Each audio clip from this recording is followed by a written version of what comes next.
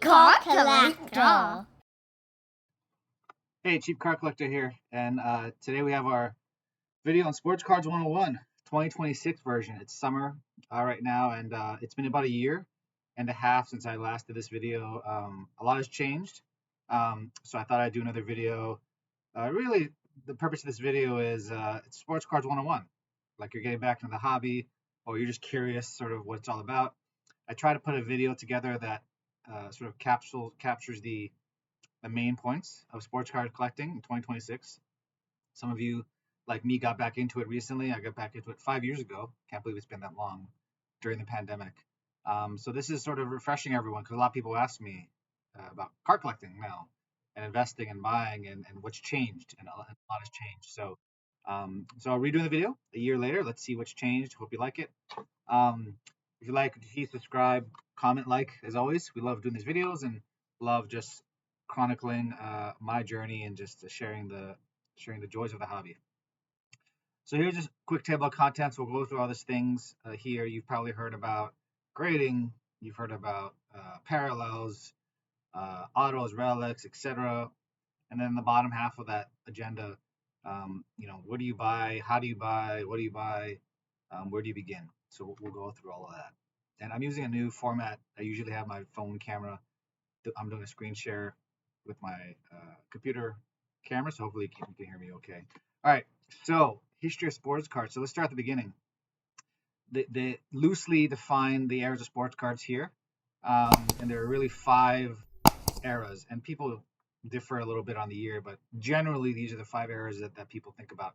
First is vintage, so anything pre-1980, old stuff is considered vintage, although I've heard people call stuff from the 90s vintage, which kind of makes me sad and feel old. But vintage is typically the pre-1980s, so Mickey Mantle, Babe Ruth, stuff from the 70s, etc. Modern vintage is a little more updated, so that's this gap period where it's old, early 80s, but still somewhat modern. It's kind of junk wax era, which I'll get to. So you'll see some examples there. Junk wax, the middle box or middle row, this is where most of us have collected. I collected as a kid. So unfortunately, this is when the card business was booming, and most of the cards you have are probably from that area. Most of them, unfortunately, are pretty worthless because they printed millions and millions of those cards. There's no specific print run number, but people speculate it's been the millions.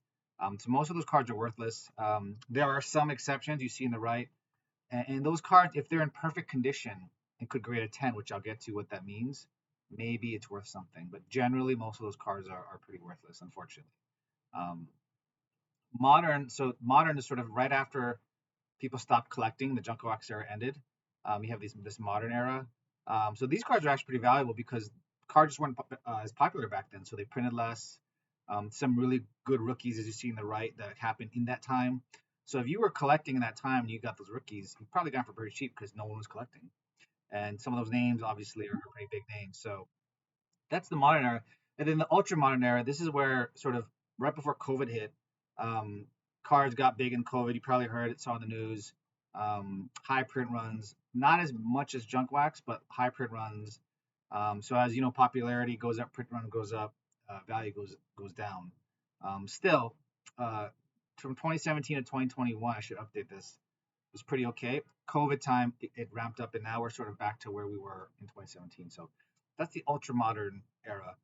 And there's a junk slab era, parentheses era, so or note there. What that means is sort of the junk wax era. Wax is another name for sealed product or boxes. Slabs are another name for what we call graded cards.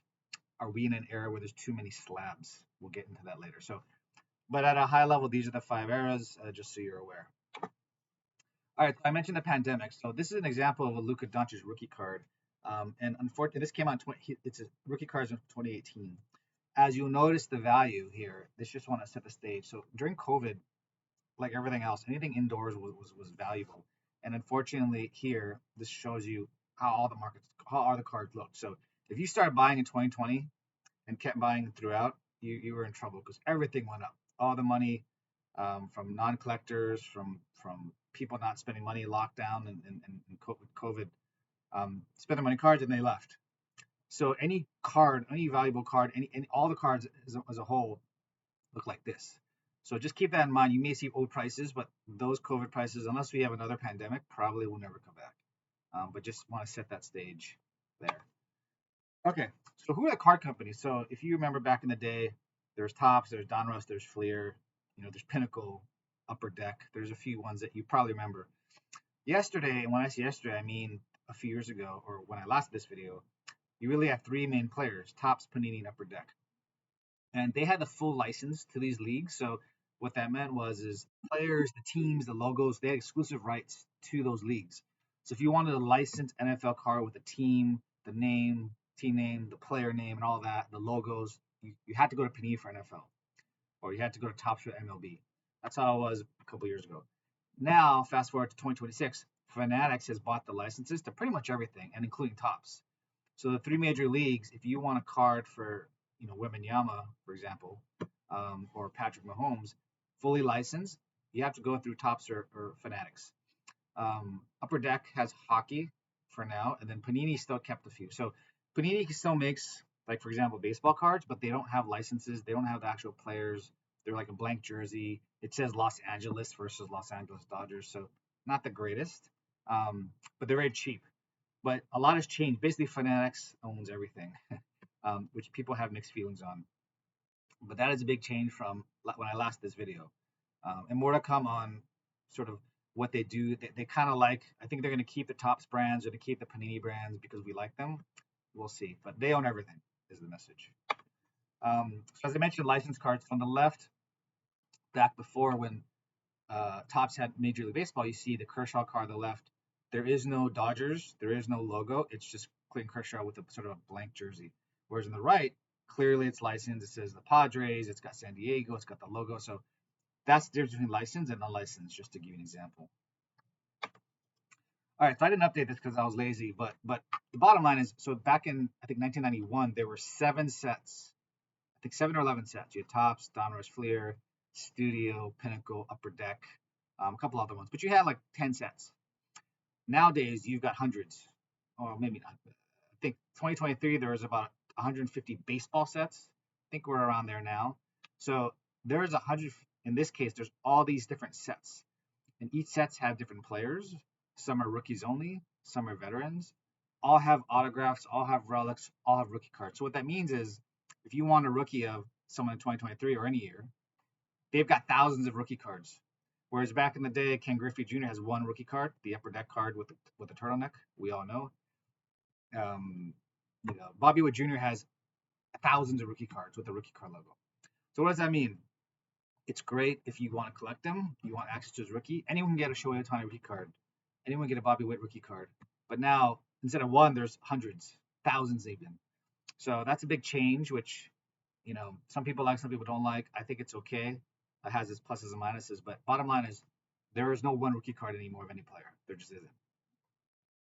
And some of these sets go for, $10 a box. Some of these boxes go for $10,000 a box, and there'll be maybe special autographs or whatever. So all ranges of prices here as well. So big change from yesterday. As I mentioned, so here's an example. So first we have Shohei Ohtani. Any events like, if you start at the top, he's got 500 different cards just total, playing 14 years in the league, and 6 rookie cards. Whereas in the bottom, Victor Wembanyama, just for 5 years, has 4,000 different cards, of which 3,400 are rookie cards. So if you want a Wembanyama rookie card, go get one. You can probably get them for $5 in the cheapest set possible, maybe NBA Hoops. But just goes to show how it's changed. So there are so many different cards now, and rookie cards. Again, good for the hobby. On one hand, everyone has access to it. On the other hand, most of them are not very valuable.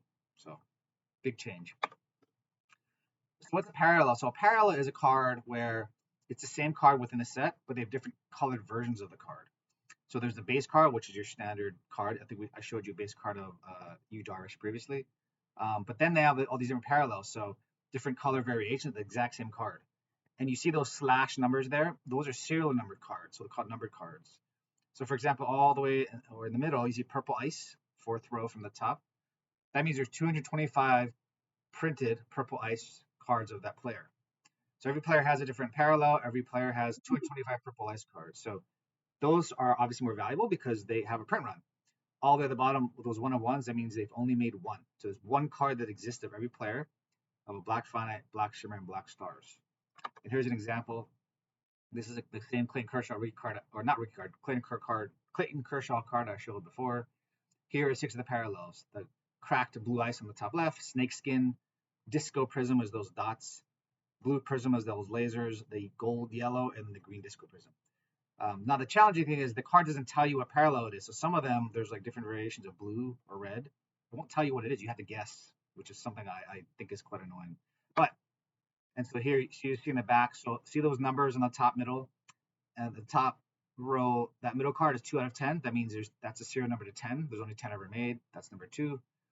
The ones next to it are not serial numbered. That means they're a little more common. So you see that number on a card, it's a good card. There's not that many printed. Doesn't mean it's valuable necessarily, but it just means there's less printed. All right. So as I was mentioning, what's the difference? So these are 3 different cards. Well, this is a Topps Finest set. The one on the left is the Refractor. It's got a sort of a shiny shimmer you see above Derek McKee's right shoulder. That's right shoulder? Yeah, right shoulder. It's kind of shiny. The middle one and the one on the right are actually the same card. It's just the lighting of how they took the photo. So, and they don't say anything about Refractor. You just have to know. So this is an example of, it's really hard to tell sometimes what the parallel is. But you can look online and find guides for that. All right, so relic cards. What are relic cards? So relic cards are cards that have pieces of jersey in them. So on the left, you see Trevor Lawrence has a logo of a Players Association.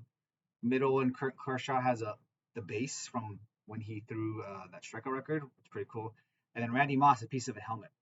Now the difference is some of these are different types of relics. So on the left, the Trevor Lawrence, if you read that note on the back of the card, it's not from any specific game or event. So that means that's not a game worn jersey or whatever it is, patch. It could just be from a regular jersey. The one in the middle has a sticker. That's certified piece of a base from the game. So that actually was in the game. And then on the right, the Randy Moss helmet, we have no idea. Did he wear it? Was it just a helmet that he wore? Was it from a helmet from Lowe's or not Lowe's, Target? You don't know. So all the patches are cool, obviously, but some are game worn, some are not player worn, which means they wore it in a store or in a studio, and some aren't even, you don't even know. Just keep that in mind when you're buying these, but they are all pretty cool nonetheless. And then autos. So there are autographs in all these sets. On the left, so that's an Andre Jackson rookie card, or not, yeah, rookie card.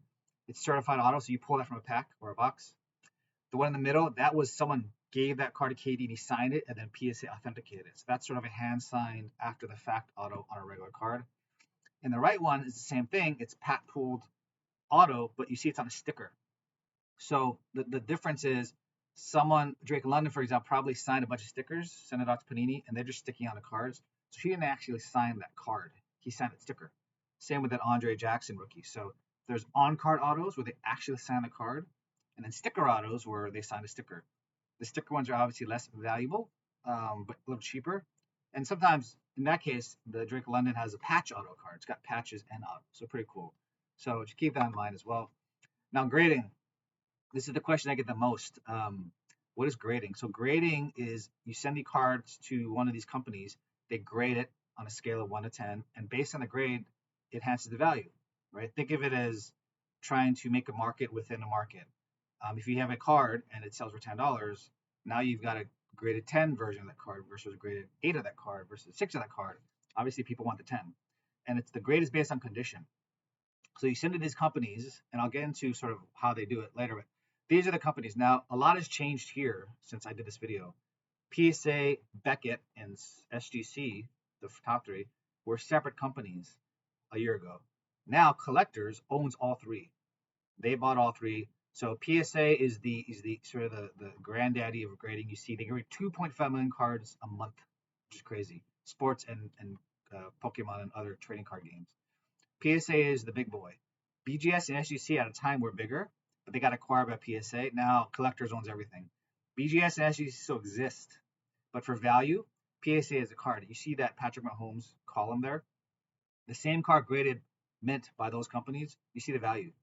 PSA is just worth more, and that's the bottom line. If you want to get your card graded for cheaper, you just want it in a case, you don't care about value, you could use BGS or STC. But if you ever want to sell the card, if you want to retain its value, you go to PSA. Now, they're very busy right now. They're actually on lockdown for their cheap grading submissions. You can submit either as cheap as in the past, it's $25 a card or $500 a card, depending on its value. Now, the cheapest is, I think, 70 because they shut down those early cheaper entry options. They have 15 million cards in their queue, or 12 million, something like that, that they're backed up on. So they told everyone, you can't submit us to anymore. We have to catch up. We're trying to upgrade, get more graders.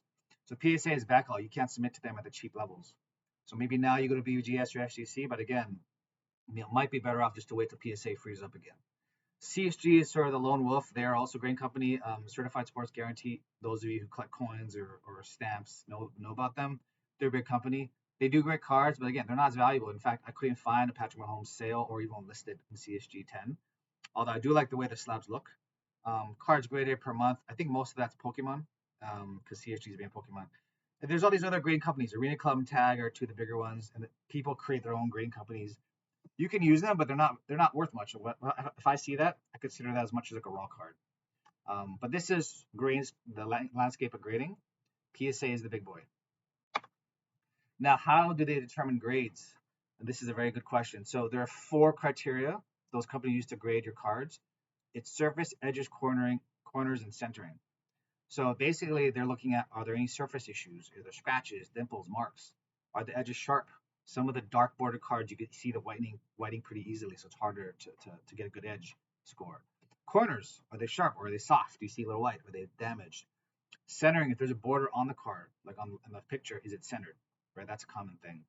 So surface is the toughest one because when you buy a card online or even at a card show, sometimes you have to look at the surfacing because you might miss a mark or a dent or a scratch or a dimple.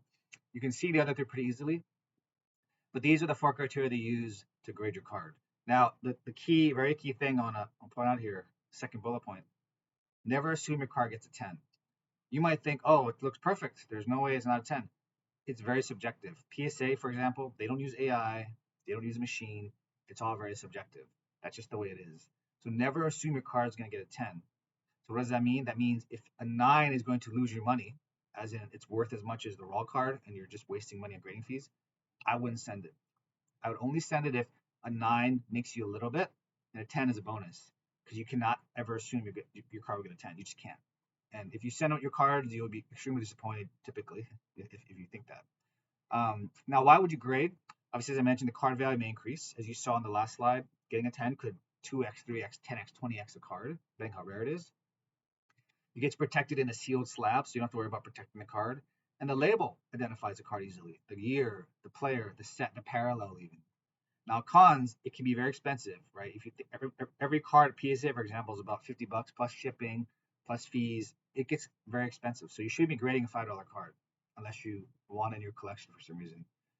Turnaround times can be long. Back in the COVID days, PSA had cards for over a year, sometimes as long as 2 years. Now it's about, for people who submitted cards earlier, it's about 6 months. If you wait to reopen, it could take, I don't know, 3 to 6 months. And that's on the cheapest submission. If you want it tomorrow, you can pay $500 to get it tomorrow, or $1,000 if you want. But for most of us submitting at the $20, $30, $40 card range, it could take a long time. Low grades may not increase the value. So as I mentioned earlier, let's say you get an 8 or a 6 or a 7. It's worth less actually than a raw card. So you actually may lose value or at least not increase your value, and you just wasted money in grading. It's a gamble. They could get lost still in the mail on their way to the grading company. That's happened to me. It's happened to everyone. It's really unfortunate when it happens. The Postal Service, some of their workers steal cards. They get lost. It happens. And finally, something people don't talk a lot about, it takes up space, right? If you have all these big slabs stored, it takes up space. And for those of us who don't have a lot of space, it adds up. So definitely think about that. All right, here's some examples on the left. That's PSA. You see, so it's got the set, the year, the name. That's a variation, a grade of 9. The middle is SGC. That one got 9.5. SGC uses subgrades in Beckett as well, so like 0.5s. PSA doesn't. Well, they don't a lot. And then Beckett on the right. Beckett has subgrades, so they measure all 4 of the criteria I mentioned. People have varying views on the looks of the slab. I kind of like the Beckett slab, honestly, but PSA is just as plain as it is. That's the value. So I only grade PSA. Okay. Now, product type. Now, this just changes a lot too. Back in the day, you wanted a box card. There's a box, you buy a pack. Pretty much that's it. Now, there's many different types of products catered to different people in the hobby. So, a hobby box. Most sets that come out have a hobby box. Hobby box includes special cards like maybe parallels, inserts, or autos that only are available in hobby box, but they're very expensive. You have to go to a hobby shop to get them. You can buy them online, very expensive, hundreds of even thousands of dollars. You will almost always lose money. I hate to say it, but you will rarely ever pull a card worth what you pay. People do it for fun. People do it because they want to get the best card in the set. Probably not going to make your money back. Retail boxes. So these are a little cheaper. You can find these at stores such as Target, Barnes and Nobles, Walmart, 30 to 50 bucks online as well. They're cheaper. They're fewer cards. Fun to rip. Rip is a term for opening the box. Sometimes you can't find them. I mean, nowadays you can find it pretty easily. Your Barnes and Nobles and Target often have cards. Kind of like the hobby box, you're probably not gonna get your money back. Probably get nothing back, maybe a couple cents. And there's certain cards that they don't put in the retail boxes. Now you can find autos, you can find one of ones, you can find parallels, you can find all the retail boxes. But typically when people do videos of opening retail box, can I make my money back? It's almost always never. Single packs, you can buy single packs at hobby stores. They'll sell you a single hobby pack, a pack from hobby box or retail box, but they're very expensive. I've seen some card stores sell a hobby box a pack for like $100. So I wouldn't recommend that. I think you should just buy the retail box if you're gonna buy a thing. They also have jumbo packs where it's like a big pack. You can find those at Target and stores. Repacks. Now repacks are interesting. Repacks are people buy cards. They'll put them into or repackage them into like I don't know, a set and say, hey, I'm selling 50 packages of cards. And one of them there's this nice card, great chase card. Who wants to buy it? And then you can buy it. So you're trusting that the seller is actually putting the card in one of the packs. You're trusting that he's not just saying that and selling bad packs. So some people like it because it creates liquidity. These repackers buy cards for the repacks. Others hate them because they think they're being scammed. They never get anything good from it. So I don't buy repacks. I like that they exist because they'll buy my stuff, but I never buy repacks. But they're out there. Singles, some people swear just singles. Like if you want a card, buy it. Why spend $50 in a box you won't get anything for? Well, you can just buy the card you want, 50 bucks. So people like singles. You typically pay the market value. So that's the downside versus trying to get in a box. But if you really want the card, just buy the single. Tops Now Panini Instant. So anytime there's a special event that happens in sports, Tops Now Panini Instant will create that card like a moment. So for example, Shohei Ohtani hits 3 home runs in a game, they'll create a card. It's available for 24 hours, and anyone who buys it can get it. So it's pretty cool. If you have a special sports moment, you can Tops or Panini probably made a card about it. They rarely hold value, although some of them do. Some of them do. Like they'll sell like the Kershaw showed you, which is Tops Now, that base. But most of them they'll print thousands and thousands of that card, and they don't really hold their value. But if you really want to own a moment, I guess Tops Now is a good way to do that. And then special promotion, sometimes Lids. Lids does a Lids exclusive pack where you buy a special hat, you get a pack only from Lids, and it's certain cards of players that you can only get from Lids. So every now and then, card shows and stores do sort of special promotions. They can be valuable. They're obviously rare, but if the demand's not there, they're not worth it. All right. So where can you get these cards? So as I mentioned, retail stores, you can get them at a Target, Walmart, GameStop, Barnes and Nobles. Barnes and Nobles always has cards, just if you just need something. Card shops you can go to, but they're very expensive. They upcharge everything, so just be careful. Card shows you can go to. Again, those people know what they're doing. Not a lot of deals there. If you're looking for a specific card, they may have it. eBay is where I go. You can find deals, you can buy lots, you can buy specific cards, you can look at prices pretty easily. eBay is pretty popular. Just be careful about the condition. If you buy a card, make sure you look at the pictures.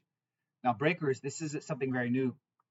During the pandemic, this started where people will live stream a box and they'll sell teams or players in that box. And any card they pull of that team or player, you will get and they'll ship to you. So they'll break, and there's a lot of places where you can. eBay Live also does breakers. So some people love breaking. If you want to spend $500 on a hobby box but only get the Dodgers versus buying a box, that's one way to do it. If you want player breaks, you just want every single Otani come out of the box, you can do that. Keep in mind it's very expensive for the popular players like Otani, but it is fun. If you don't mind not opening yourself and you trust the breaker, if they have got like, good reviews, you can do it this way. So breaking is kind of fun. I do it every now and then. Just like opening boxes, you're gonna lose money almost every time. All-in auctions, as I mentioned, so similar to sort of eBay and breakers combined, people just do auctions where they'll show a card and you bid. You can also do this on Fanatics or eBay Live as well. I do this a lot because sometimes you find a room with not a lot of people, you can get deals. And as well as X, Facebook, Instagram, TikTok, people just sell cards. They post things. You can find a lot of deals there too. All right, so protecting your cards. Back in the day, we used to put them in screw down holders with the screws in. Those ruin the cards. Don't do that. Right now, really, it's penny sleeve and top loader or rigid card holder is the best way to do it. Mag holders are another option people like. Some people don't. It's like a plastic with a magnet that keeps it together, but sometimes a card moves around. And other considerations, as I said, no screw down holders. You see the thickness of the card, and team bags should be good as well. Storage boxes is pretty standard. They kind of look the same as they did 30 years ago. They have a shoe box, they call it. And also, I like displaying my cards, but be mindful of sunlight. They're going to fade, even in the slab holders. Now, beware of scammers. This is like anything else in the world. There are a lot of scammers out there. They'll put misleading eBay listings on. They'll fool you with the descriptions. There's a lot of reprints of old cards. Like it'll be a Jordan rookie, for example. Sets later in the year have reprinted the exact same card, but in a different year, and they don't tell you that. So these are not counterfeits. These are reprints, like Topps, Panini, reprinted cards of the old stuff. I hate when they do that. Just be careful when you buy certain cards. You can look at the back. Typically, they don't tell you. Counterfeits. People have been doing this forever. Jordan, Curry, Tom Brady, LeBron. Just be careful about counterfeits. It's funny. I bought a card accidentally that was counterfeit. I listed on eBay, and eBay knew. It gave me a warning saying, "Hey, you have a counterfeit item. Take it off." And it was. So the AI in that sense worked, I guess. Repacks again. There are some trusted repackers if you see good reviews, but just be careful. And when you buy stuff online, always use goods and services purchase protection. Do not use friends and family. That means they don't pay taxes to friends and family, but if you get scammed, you have no recourse. So it's about 3% to do the goods and services purchase protection. Always use that. All right, now finally, where to begin? So, set a plan like anything else, right? If you want to invest your hard-earned money in sports cards, what is your goal? What is your plan? Are you a collector? Are you trying to invest? Are you trying to flip?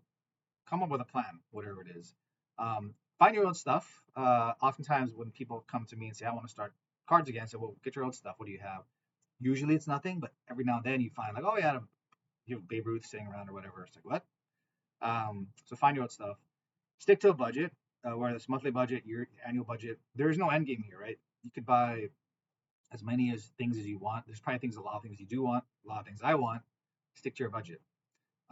This is very important. Something is only as valuable as someone's willing to pay for it. If you remember back in the day, there were Beckett price guides. Now you have real-time data, right? The Mahomes I showed you, the PSA 10 is sold thousands of times, and you can see the prices going up and down like a stock. So now you can actually determine the value. Is it rising? Is it falling? What was it 2 years ago? Just like a stock. So do your research. There's a lot of tools out there. I have some websites here. You can determine the value and you can predict what it's worth. But versus like Beckett guy just throwing out a fake value, now you actually know what it's worth at any point in time. Player performance doesn't equal value. Very important. You would think if someone wins a Super Bowl, cards will go up. Usually not. It usually goes down. And the reason is people have baked in the possibility, they speculate that they're going to win. So when Mahomes wins the Super Bowl, his cards usually go down because people have already inflated his cards that he's going to be next Tom Brady. So player performance rarely equals value. It's interesting. So don't think of it like that. It's about hype. It's about value. It's just not. It's not equal to their performance. Key players. Now, people love quarterbacks in the NFL. If you think about it, running backs are in their prime for like 5 years and they're gone. Quarterbacks last the longest. People pay a lot for quarterbacks. Even the other skill positions, they're creeping up a bit, but they're not as valuable. Same thing with wings in basketball, like the forwards and people that home runs. Certain positions like pitchers, big men, non-quarterbacks, there are obviously a lot of value. Paul Skeens is very valuable. Wembanyama is valuable, but generally those positions are not worth as much. So if you like collecting non-quarterbacks or big men like Shaq, great. You're going to get generally find it for cheaper. Time in the market. So sports goes in cycles. So even though performance doesn't equal value, hype does, right? So if you're in the preseason or right now it's summer, no one's thinking about basketball. The finals just ended. It's all getting ready for football. It's World Cup right now. Baseball's going on. No one's thinking about basketball. Now they're starting to, and they'll start to think about football soon. So buy cards when your sport's not in season and sell them when they are. Pretty straightforward. Fees. When you're trying to figure out profit, there's a lot of fees. There's selling fees. You pay eBay 13%. There's shipping. There's insurance. All the materials. There's taxes. Lots of fees. So it's really hard to make money selling stuff. But just even when buying things, just remember all the fees you got to pay. And then finally, have fun, right? I mean, this hobby's supposed to be fun. If you're a collector, some people don't care about value. They just want to collect all the Cal Ripken cards that there are there. Some people want to. Most people will invest a little bit. They'll buy and sell to profit, and then build their PC personal collection. So most people do a little bit of everything. But have fun. Whatever is fun for you. Every collection is different. What makes you happy now will change a month from now. But have fun doing it. So that's the end of the video. I hope you found that useful. You could find all this everywhere. A lot of people have done these videos, but this is just my view. I'm going to do this next year and see how things have changed. But I hope this gets you started. And as I said, like, comment, subscribe. We love your support. All right. Take care.